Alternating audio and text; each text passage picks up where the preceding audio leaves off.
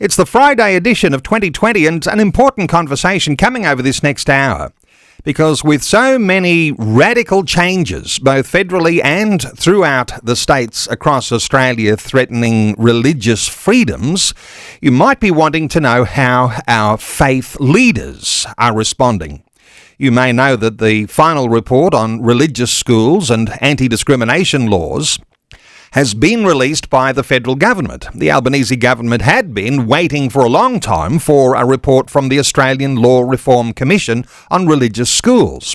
Well, it's been out for a little while, and the government is looking to address religious freedoms. Combined Christian leaders have been mobilised this week on the back of an open letter to the Prime Minister from faith leaders on how the report impacts on religious schools. Well, our privilege today to welcome the Rev Dr Ross Clifford. He's Executive Director of the New South Wales Council of Churches. Ross Clifford, a special welcome back to 2020. Good to be with you, Neil. Well, Ross, faith leaders wrote to the Prime Minister. There's been some high-level faith leader meetings this week, and as I understand it, there's a delegation meeting with the Prime Minister, perhaps even as we speak. Give us an insight here into some of the mobilisation that's going on this week.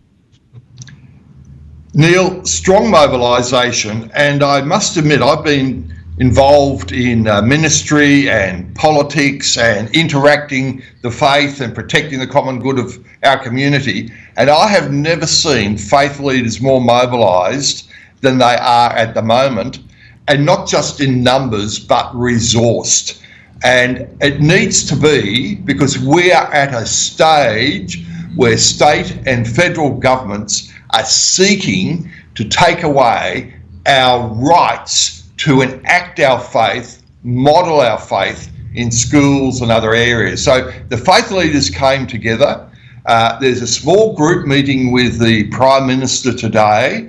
We haven't even seen the bills, Neil, on which they are acting out the Law Reform Commission report recommendations. And what happens, and people might be aware of this, governments choose a select group to come.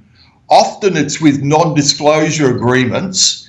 We don't know who the select group are. They go in and give their advice or work with it, and then the government comes out and says, well, there you go, I've consulted widely, everyone's in agreement with this, and you've got 6 days, 2 weeks to respond, and this is going to be the law as we now present the bill. That's happened in New South Wales, it's going to happen in Queensland.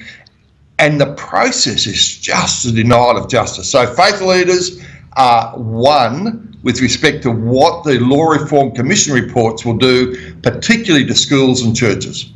Well, this is described as potentially disastrous for Christian schools, and let's just broaden that to all religious schools. As what you've been just sharing there, the idea of a select committee of Christian or religious faith leaders that might even be hand-selected to agree with the government's position on where these things go, and that being counted as consultation with the broader church, that doesn't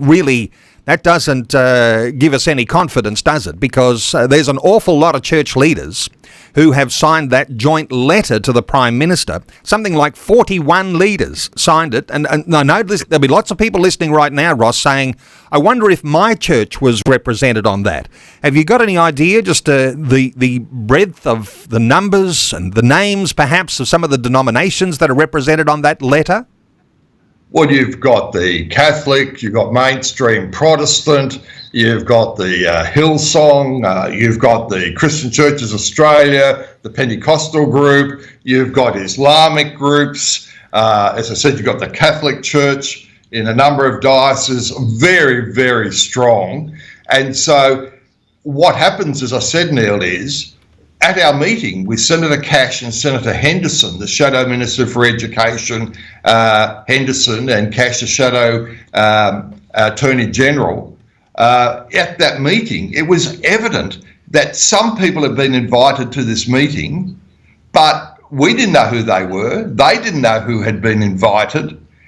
And it was probably about, a small percentage of those were actually present. So, Neil, look, there is serious issues in these recommendations that will hit everybody, even if you don't have a child in a community school, Islamic school, Christian school, high-end Christian independent school. What is happening here is the state is entering into the question of how religion plays out its values and its commitment, and all of us should say, no, you don't go there. As I've been saying for some time on this program, and lots of commentators, as you know, come on to this program 2020 and they have an opportunity to talk about these sorts of perspectives. The thought of the state encroaching on the church starts with the battle line where it is right now, the state encroaching on those Christian schools. There's just a door opening. There's an opportunity here for state to get a foot in the door. And, of course, the possibilities there, let your mind run wild and your imagination as to where that might lead. So this is how important this is, Ross. Any thoughts from you around, the door being ajar and the state putting its foot through? Oh, absolutely. And that's what's happened. And so you've got, say, values. So under the Law Reform Recommendations Commission, you may be allowed to employ staff and the like who are consistent with your values, but you can't actually monitor as to whether they're living those values out.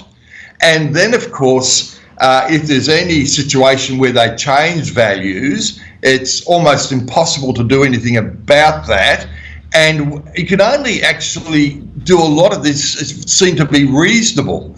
So ultimately, it's going to look like, you could have the school principal and you might have a chaplain and not too many other people. But who decides it's reasonable? A court, a tribunal, telling us what's reasonable values and what's enforcement of those values. So, Neil, you would know I've been in a situation as a principal of a tertiary theological college, and I've had to take a step because one of my staff, faculty, no longer was committed to our value with respect to marriage between a male and a female and was acting on that, which he's entitled to, but not in my environment because that's our central value. Well, under this, you've got Buckleys in schools. I mean, you're going to end up with schools saying, why should I bother being a religious school when I can't guarantee those who are at the front teaching and leading are modelling what our values are? And if there's any dispute, it'll be left up with a tribunal, secular, to determine. Yes, the thought of a magistrate or a judge determining what people ought to believe or what you can enforce in a faith community, that is going to be a very big challenge. Let me ask you this, Ross. Do you think the Prime Minister wants a fight with the churches and with the Christian community over this issue? Is he bracing here to get into a scrap with the churches? What do you think? I think the Labor Party is trying to placate the Greens and at the same time trying to make sure it wins and keeps inner city seats. And so what it's doing is acknowledging that you cannot, in their words, discriminate against someone who takes a sexual preference contrary to your own, like gay marriage, etc. And they're trying to ensure that the Greens are satisfied with the kind of recommendations they bring. What we need to know is that in Western Sydney and all sorts of other areas across Australia where there's large religious groupings, Islamic, Christian, all sorts of other religious groupings, they will not acquiesce to their schools, their faith being determined by a secular government. So Labor's playing with fire, and we need to tell them they're playing with fire, because if you think you're going to develop policies that satisfy the Greens, well, I can tell you 80% of Australians are going to stand up and say, Leave them alone. Leave the schools alone. Why do you think all the parents are sending people to Christian schools, almost up to 30%, or faith schools? Because they don't look like you, Albanese. Leave them alone. As you say, you haven't seen the legislation that's being proposed yet. And I am of the understanding that the Prime Minister would like to proceed with some bipartisan support from the opposition. That's complicated in itself. Are you aware of where things are so far as the opposition and what they're saying they would like to do or not?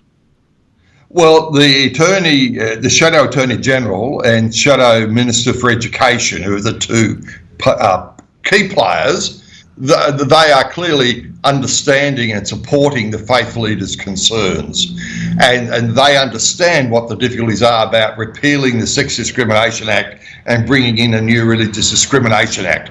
Albanese is looking at two particular provisions.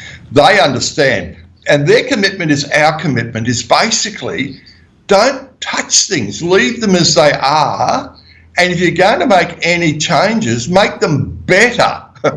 Not worse. And so at the moment, listeners, Neil, why are people going to these schools? I mean, they're not schools that are brainwashing kids. They're schools where people are choosing an education of values, whether it be the local community school or, the more elite kind of school, and they can see those values being played out. But imagine you've got teachers who no longer represent your values but might tick a box. Well, how long are you going to remain in that school? I mean, let me talk to you about gay marriage or gender transfer or whatever. Let me talk to you about that. Now, mind you, this is the school position, but actually, personally, I live out this.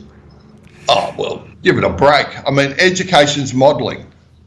Well, there are things like curriculum that might designate what a Christian school looks like. The other dimension is how that curriculum and those faith and religious values and beliefs are role modelled to the students. That's a huge dimension. That's the dimension that's under attack right now. And we're going to continue our conversation. I'd just like to invite listeners. You might have a question about what our faith leaders are doing. You might like to join in our conversation, some form of comment. You might even have a critique.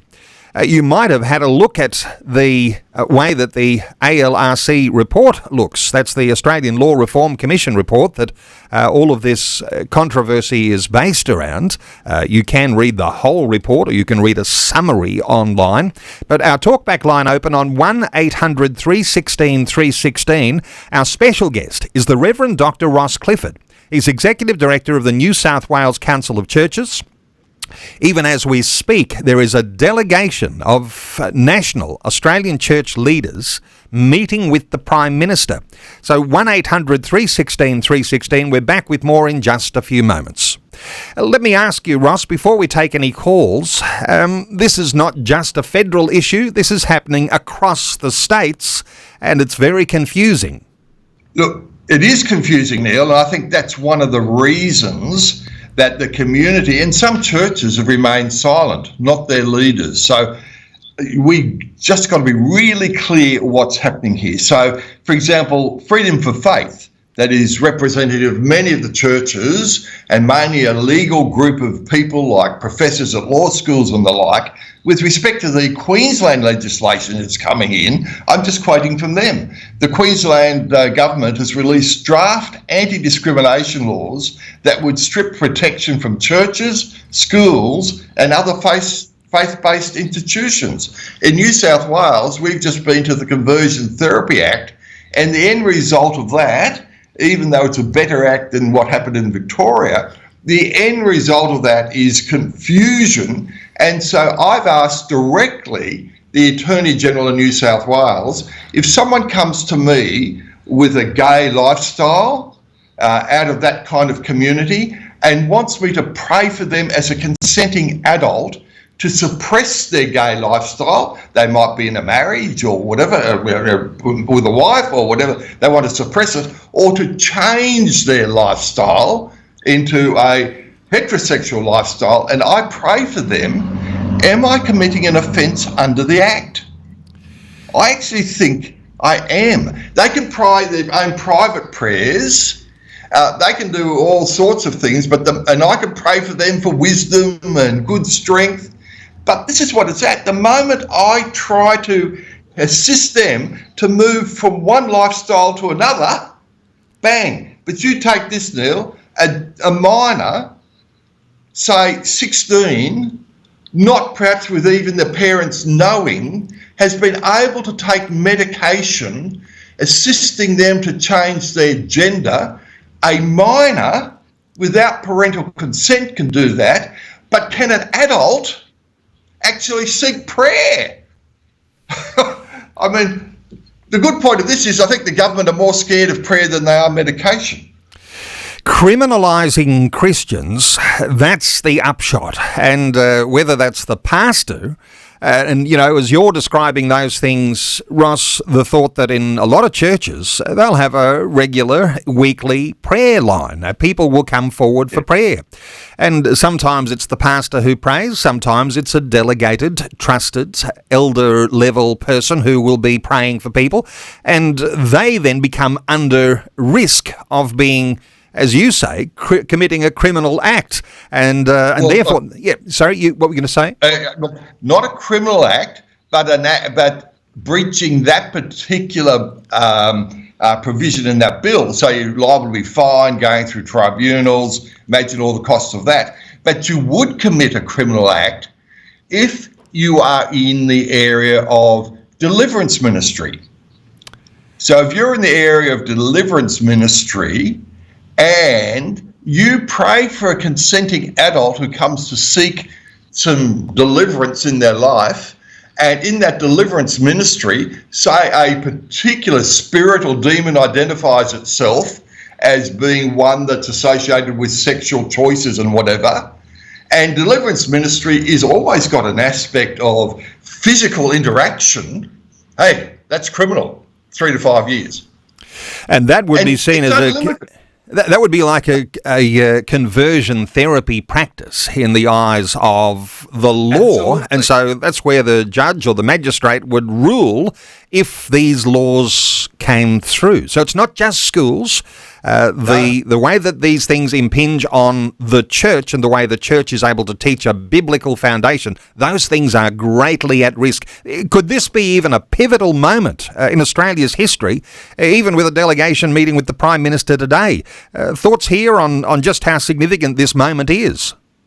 I think it's pivotal. I think it's pivotal in the area of morality, and whatever view you take on these moral issues, the United Nations Declaration of Human Rights, section 18 and 19, protect the right of people having a religious faith and commitment and to be able to express it.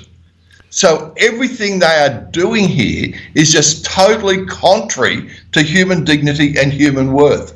People as adults and the like are able to choose what change and suppression they should be able to do it, and what school their kids are going to go to. By the way, Neil, it's raising the question, is there a move, should there be a move for federal and state bills on parental rights? Parental rights, right, which would stop the state telling us how we raise our kids.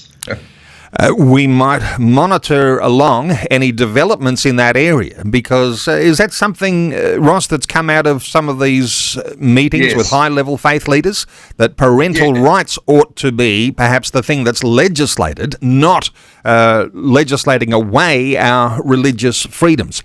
Hey, we're taking calls on 1-800-316-316. Let's take a call. Grant is in Perth. Hello, Grant. Welcome along. How you going, guys? How you doing this morning? Good. What are your thoughts here?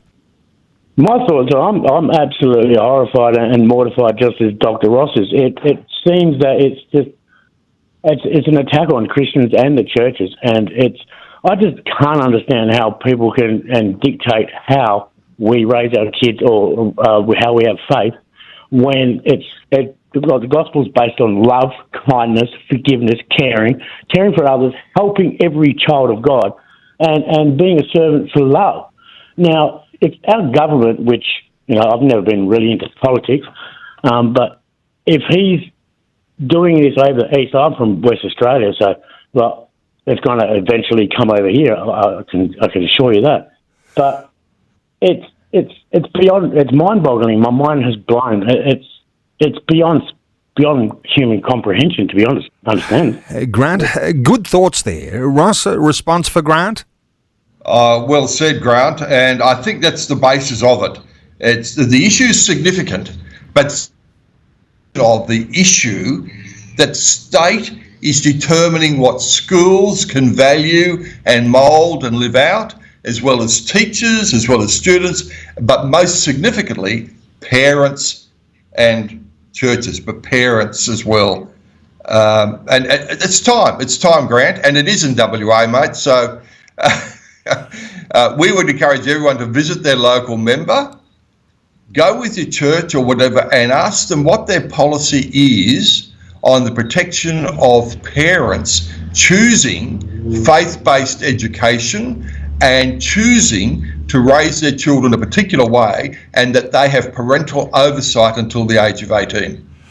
Grant, thank you so much for your call. 1-800-316-316. Interested in your thoughts on these developments. Let's take another call. Graham is in Cleveland in Queensland. Hey, Graham, welcome.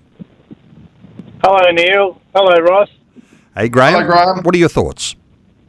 I've probably got a couple of thoughts here, just briefly, without getting too deep into it. I think there's a whole Marxist philosophy behind this, which is anti-Christian.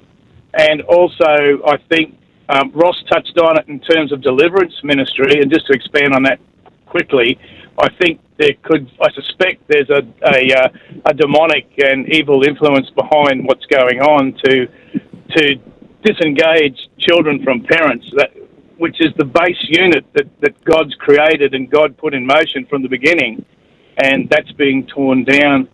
The other point, though, on schools particularly, I'm in Queensland, and so we've got the assault on faith-based schools broadly, but Queensland government is also trying to close the escape door where those parents who might be disenfranchised, if, and I pray it doesn't happen, Christian schools or faith schools can no longer operate as such, then their next port of call, I would think, would be homeschooling, and the Queensland government is now putting the thumbscrews on homeschooling as well. It looks as though, doesn't it, Grant, that there are some of our state governments that want to get ahead of the curve. They can see what's coming. Ross, your thoughts here for Grant? Oh, yes, I agree. Graham, yeah, that homeschooling absolutely is the next target. Couldn't agree more. And you're quite right. I mean, the Bible says we wrestle not just against secular powers, but we also wrestle against spiritual powers. Now, don't get me wrong, Neil, I'm not suggesting our governments are somehow, demonic worshippers or whatever. Absolutely not. But there is evil in this legislation in the context, as Graham has pointed out.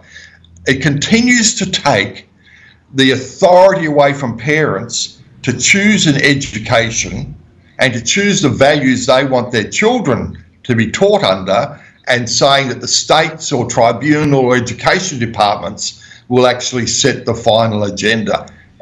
And this is a major shift in how we live as human beings in Australia. Graham, anything to add quickly? Only to say that thank you for the great work that Vision is doing in this space, and Ross as well, and other organisations across Australia. They're trying to grip this up and basically fight for the rights of parents and for churches and other organisations. Because once they knock the schools over, then they'll come for the hospitals, which has already happened in Canberra, and they'll come for the churches eventually. Graham, what I think. absolutely right, spot on.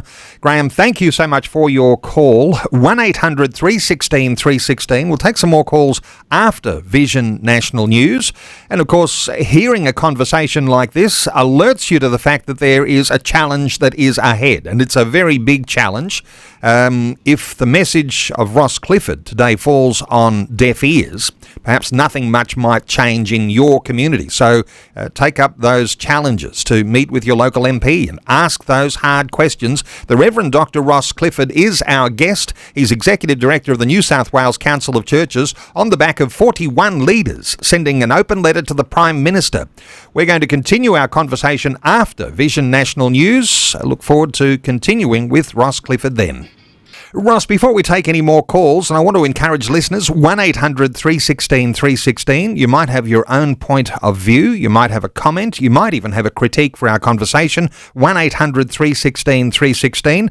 Ross, this delegation that's meeting with the Prime Minister, how significant do you think a group of Christian ministers can be when they're in a room, in an environment where the Prime Minister has listening ears? Any thoughts?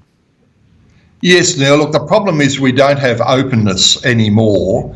And so I think the difficulty is the Prime Minister has selected this group. Now, we know some of them in the group now because of the meeting the faith leaders had this week, and some of them are top people. But they didn't even know who was going to be in the group. And this process of managing discussion, having useless surveys, is really not productive. Now, I believe those who are at the Faith Leaders Group will be saying to the Prime Minister that as the Law Reform Commission reports are there, we do not support taking away the rights of schools to employ and continue to employ people of their values. And if there's a shift in the person's values, then they have the entitlement to terminate that person or to work out another way that they operate in that school. So it's a big day, Neil, and if the opposition remain firm and they won't be bipartisan with it, then we hope that the bill will disappear into the ether until another time.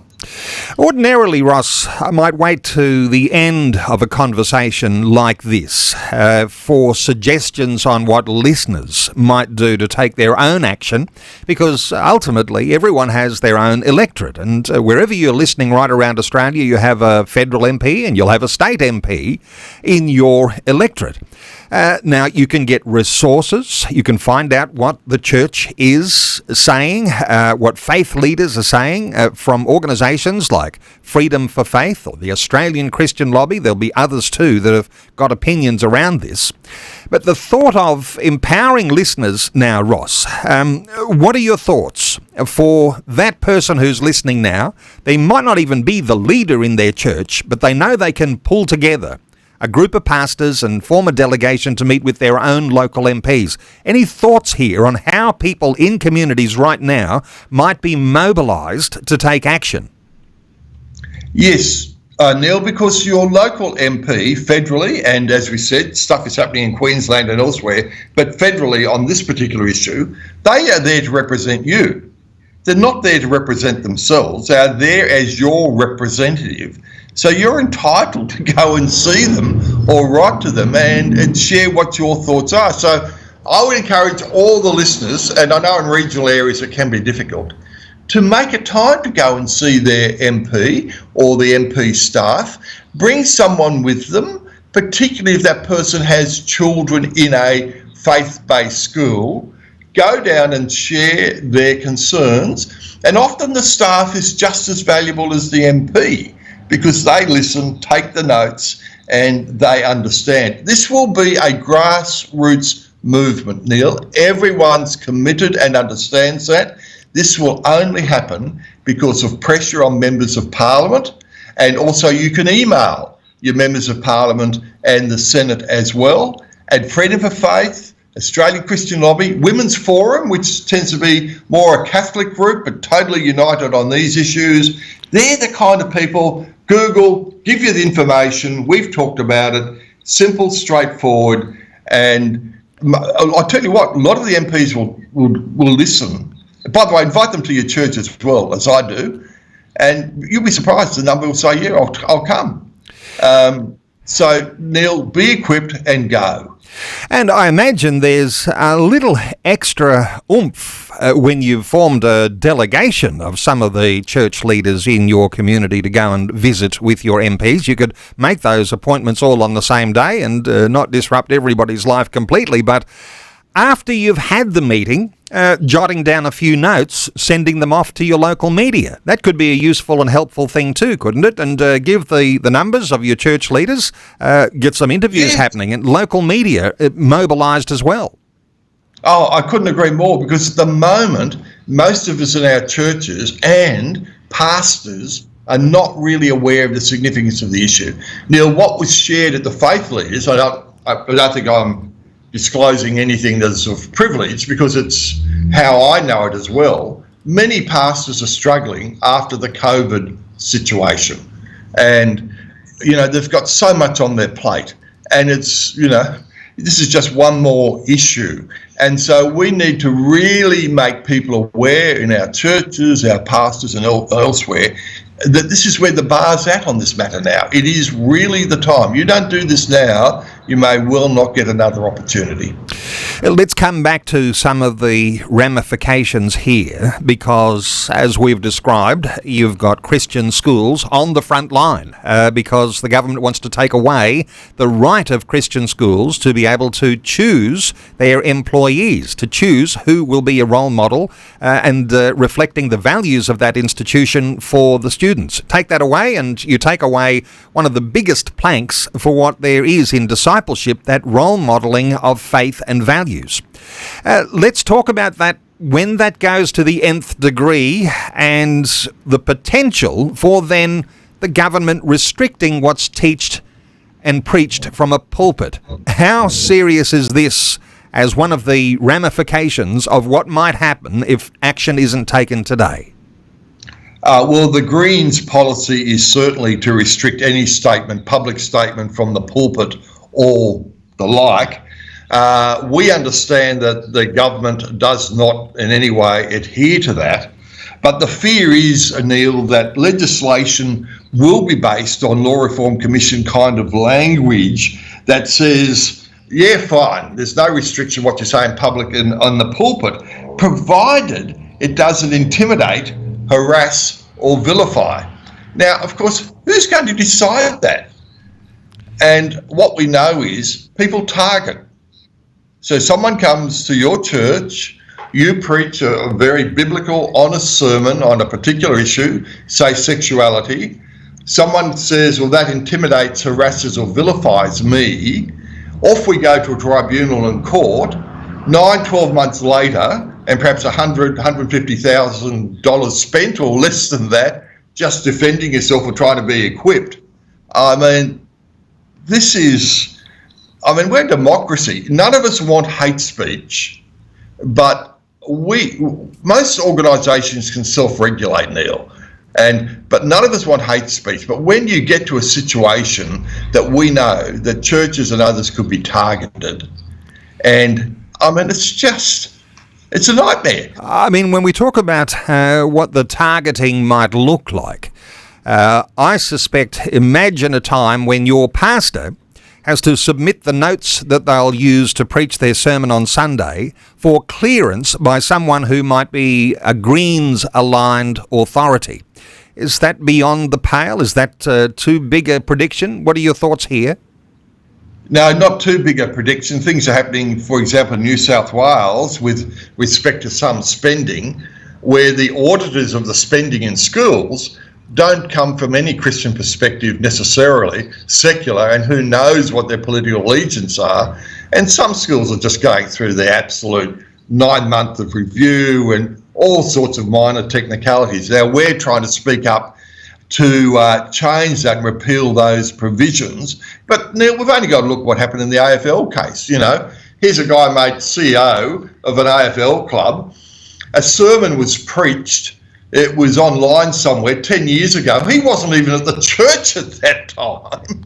And what happens? Within 24 hours, the guy's no longer this club. It didn't matter whether he agreed with that sermon or not. It was just the fact that he was now identified with that church, and that shows you how the targeting, the monitoring already happens out there. Imagine if it's become a legal process. Taking calls on 1800 316 316. Let's hear from Cheryl in Grovedale. Hey Cheryl, welcome. Hi, thanks Neil. Hi Ross as well. I wasn't sure if I should ring in, but I really wanted to talk about my experience with my daughter's school. She's at a private Christian school. She's doing Year 12, but last year in Year 11 they had an external company come in to teach them like the sex ed stuff, about consent and all those types of things. And only me and like one other parent complained about what went down. And you've got to sort of think about, our kids don't talk to us at that age. We don't know what they're learning necessarily. And those schools are made to employ staff that don't believe and have the same ethos. And so those teachers are sitting in on those classes and lessons and thinking, oh, this is really good, this is really valuable. And it's just the whole woke agenda infiltrating into the Christian schools. And the only way we manage to hear is if our kids do open up enough to say, hey, that was weird that they didn't even call a woman, things like that. And I thought, that's not acceptable from this school. This is what I'm paying for. And Cheryl, just to reinforce here, you're talking about a Christian school. And you had to speak up around a relationships issue there. You can imagine, for those parents listening in right now and their kids are going to a state school, nobody's telling them what their children are being taught. Even if they asked, they'd be denied. Ross, your thoughts here for Cheryl? Oh, Cheryl, look, I'll be praying for you. You need to stand up, Cheryl, as you are. I mean, the difficulty is that many schools have so many requirements on them, understand the nature or the content of the program that they feel they need to deliver to fulfil all righteousness at a state level. So they need to make a much more active appraisal of what is actually taking place. But I can assure you that you have no obligation to be involved in a training program, well, in Victoria, who knows, where a woman can't be called a woman and a man can't be called a man, and that in some sense neutrality of sex, not biological sex, neutrality of biological sex is taken as a given. I mean, and there's all sorts of stuff coming out of England and whatever now. This whole transgender process is causing so much distress now for people who've gone through it. So Cheryl, good on you. Get a prayer group there at the school if you can. Understand the schools are under a lot of pressure. Ask them, next year, could you do it differently? Could you, have a different group in? And is there a chance for that group that went through this to have a debrief with a Christian chaplain or whatever? A debrief after that, just so they can talk through the issues that were raised. But don't let it go. Cheryl, just picking up on some of this, do you feel like you've been able to approach the school in a in a quiet, reserved way and just make some suggestions, or do you feel like you have to get a little more militant? Well, at first I felt like I didn't even have an advocate at the school because I don't know who believes as we do anymore there. But I did get through, and a couple of us wrote letters, and thankfully the school heard us, and they said that we've got new people coming in this year, and that's got good reviews because they do stand with the Christian ethos. It's just that the school's been blindsided by this whole thing coming up out, and they don't know how to deal with it. And so as parents, I'd really advise everyone listening, if you're a parent, you know, your school's not immune to it, even if they're Christian. Get behind them, get behind your kids. We've made suggestions like there should be Christian teachers in these classes so that they can see whether they line up with us, our way of thinking or not. You know, how did this even sneak in there? It's so insidious. But thankfully they've done better this year, and they're in the process of rewriting a whole heap of their curriculum around those relationships. Yeah, because they're not allowed to, you know, say things that the government goes against, but you know, or else they'll be discriminatory. But the kids have come out of there confused and everything, and I'm like, you've only got one chance with these kids. So, you know, before they go off into uni and the big wide world, don't you mess that up, you know? And thankfully they have heard us and they've mitigated, you know, and tried to work with it. Well, Cheryl, thank you so much for being brave enough to speak up, and I think you're an inspiration, and you'll be an inspiration to a lot of listeners right now who are saying, maybe I should be a little like Cheryl and even make the inquiry as to what's going on in my school, whether it be a state school or whether it be a Christian school. As you say, Cheryl, Christian schools are not immune to this. Hey, Ross, I want to ask you, because some people are concerned that, you know, does the church deserve special attention? And sometimes I think the appropriate and correct terminology is this idea of being a protected attribute. And I know that the faith leaders have said, no, we're not seeking a protected attribute. How do you describe what the churches are saying is right and appropriate for how they approach these issues? Look, scrutiny in education is always valuable, Neil, and we do need to make sure of quality of education. But what we're saying here is we just want to be treated like any other organisation. Imagine if you were the Labor Party being enforced to employ a member of the Liberal Party as your secretary or member of parliament or whatever. It's just a nonsense. Christian schools and faith schools, so many of them just have a value and value system that is even affirmed by the United Nations that they're entitled to enact that value system. We're asking for nothing else that would operate in any other organisation, you know, in Australian society. But as Cheryl said, it's so vital. Surely parents are the ones who are entitled to explain gender and sexuality to their children and be comfortable that when that is explained in a school and elsewhere, that it's an open environment. They know what's going on and they can correct it or put in their penny's worth. Now, what you've got in Victoria and elsewhere, Neil, is that the regulations, if, say, the Law Reform Commission report goes through and the government enact bills, schools then have to, you know, teach in certain ways and bring certain people in, and you get exactly the situation that Cheryl is describing. Schools remain vigilant, but make sure you know what's coming in. But Neil, this is asking for nothing more than is consistent with this education system, and why 30% of people around Australia are choosing it, and why others in state schools want to make sure that they also have parental rights in what is being said in sex education.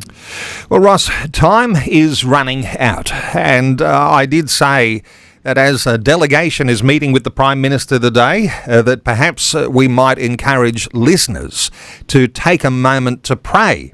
And you've been a pastor for longer than anyone can ever remember. But why don't we get, Ross, if you're happy to lead listeners, perhaps in just a short prayer, because some people might be saying, well, how am I going to pray? What do I do? So if you're happy to just take a few moments here, it might get you to lead listeners in prayer. So wherever you might be, if it's safe for you to even bow your head, do that. But let's take a moment to pray, because as we've been saying since the beginning of this conversation, this could be a pivotal moment in Australian history as Christian schooling comes under this attack. Ross Clifford, lead us in prayer. Dear Lord, dear God, we thank you that we live in this country.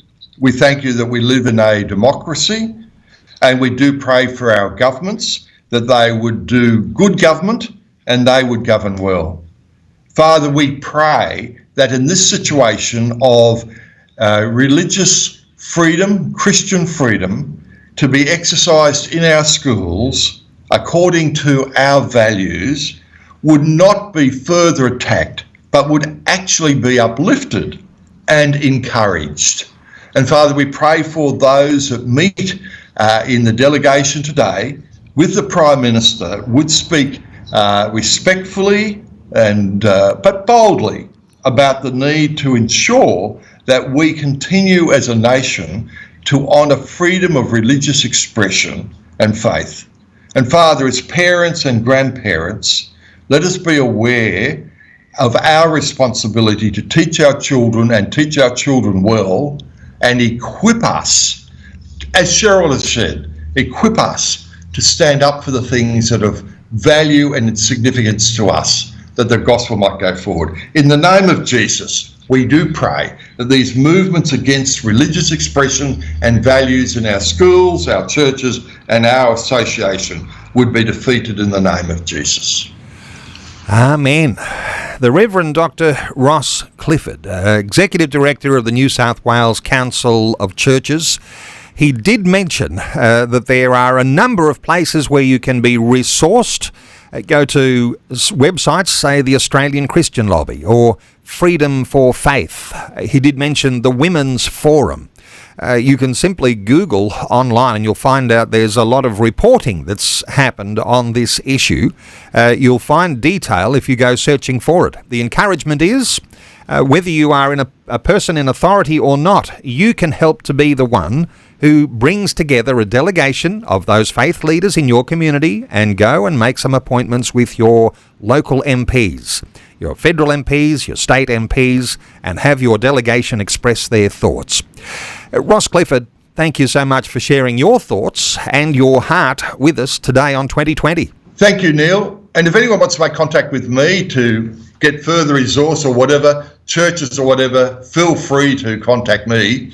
I don't know if you have the email address or I should give it, but we're a resource, so feel free to contact me wherever you are around the country and we'll try to link you into good outcomes. So that would be the New South Wales Council of Churches, that connection, and listeners can simply Google New South Wales Council of Churches, get a message to Ross, find out what resources are on the website there. Ross, thanks for joining us on 2020. Bless you, Neil.